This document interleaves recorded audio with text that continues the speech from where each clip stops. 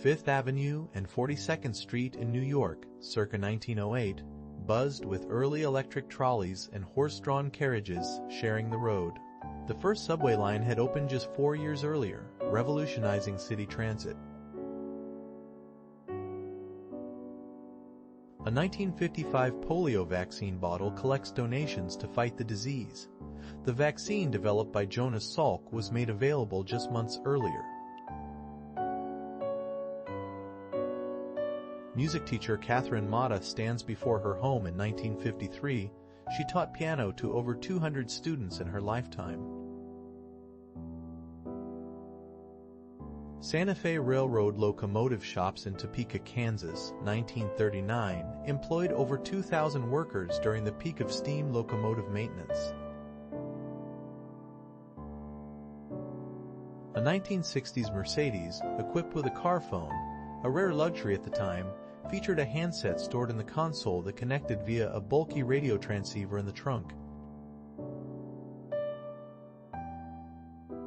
Jack Wilson, once considered the most obese man in the world, plays chess against a slender opponent in 1932. He weighed over 1,000 pounds at his peak. A woman sips coffee at a Chicago diner in 1941, captured by John Vashon. The photo was taken just months before the U.S. entered World War II.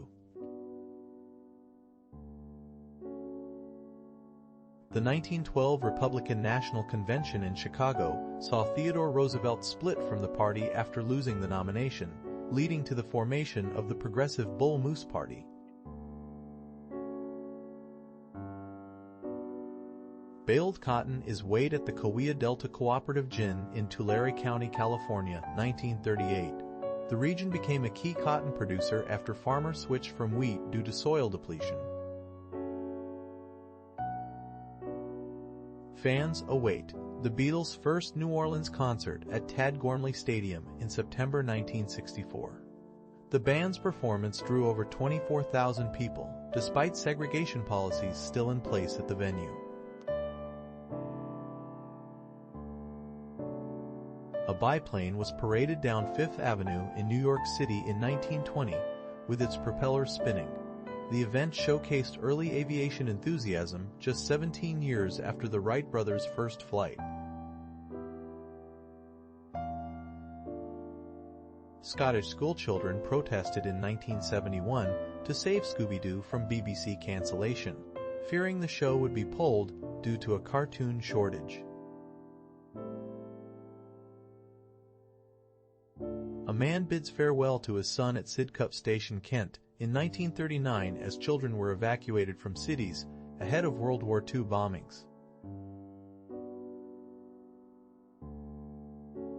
Independence Day in Cripple Creek, Colorado, in 1893, drew thousands despite a raging miners' strike, and the town once had more saloons per capita than any other in the American West.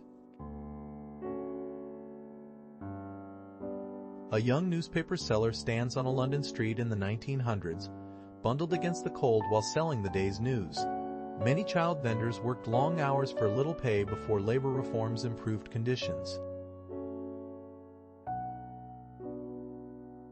On July 17, 1955, Disneyland opened in California with 3 times the expected crowd, causing chaos and ride shutdowns, while 90 million watched the live TV broadcast, a record for the time.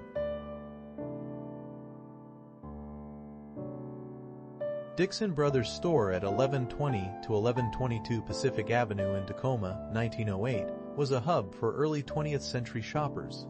The building later housed the first location of the iconic Tacoma donut shop, Top Pot, over a century later.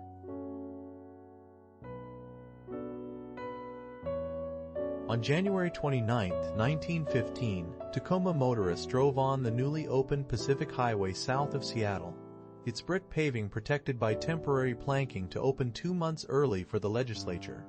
The highway was among the first major paved roads in the Pacific Northwest.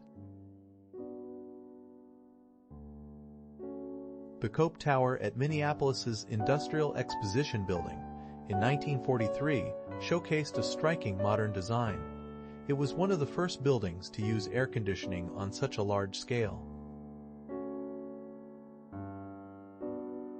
A New York Central Railroad observation car from circa 1910 featured large windows for passenger views and often served as a lounge. These cars were among the first to offer scenic rail travel in luxury. The Grand Place in Brussels, Belgium, photographed in 1904, showcases the city's stunning medieval architecture. The square's guildhalls were rebuilt in the late 17th century after being destroyed by French bombardment in 1695.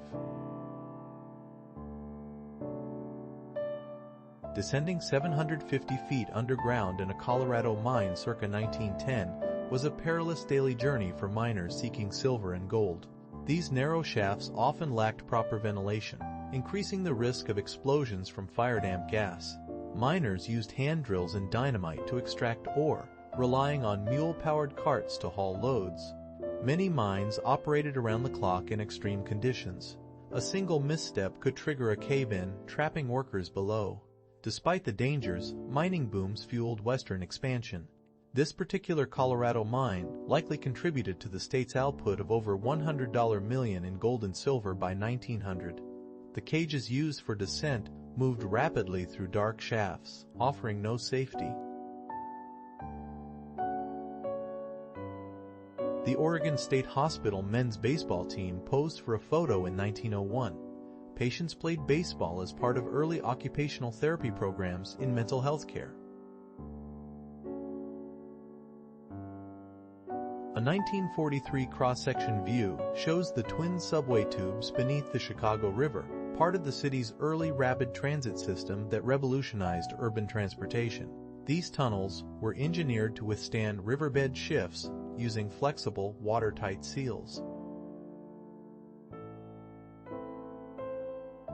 A Nebraska family poses with their belongings outside their sod house in 1886.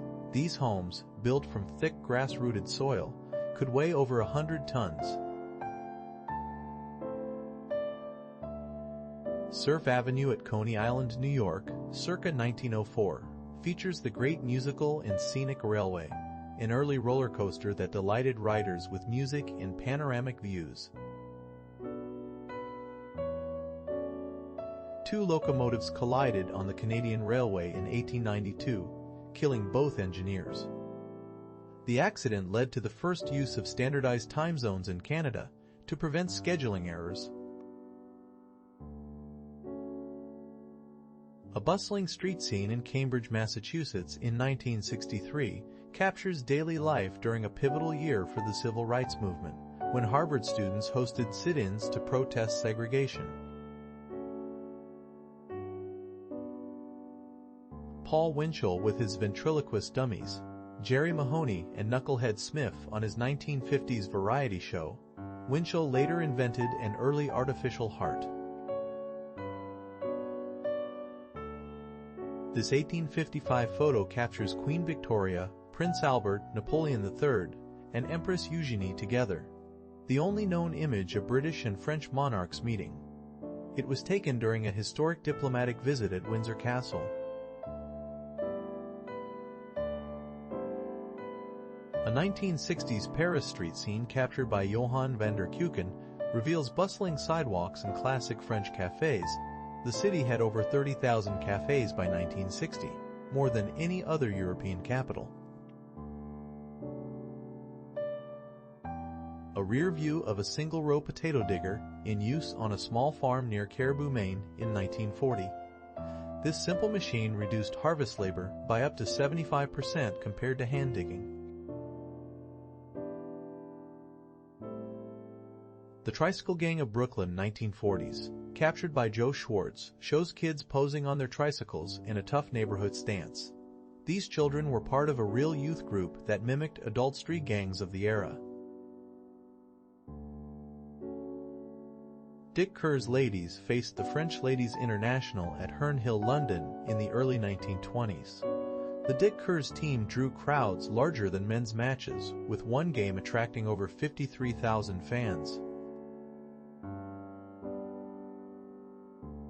Dancing at the Stork Club in NYC 1944, where celebrities and socialites mingled. The club once had a secret VIP-only phone line for elite guests.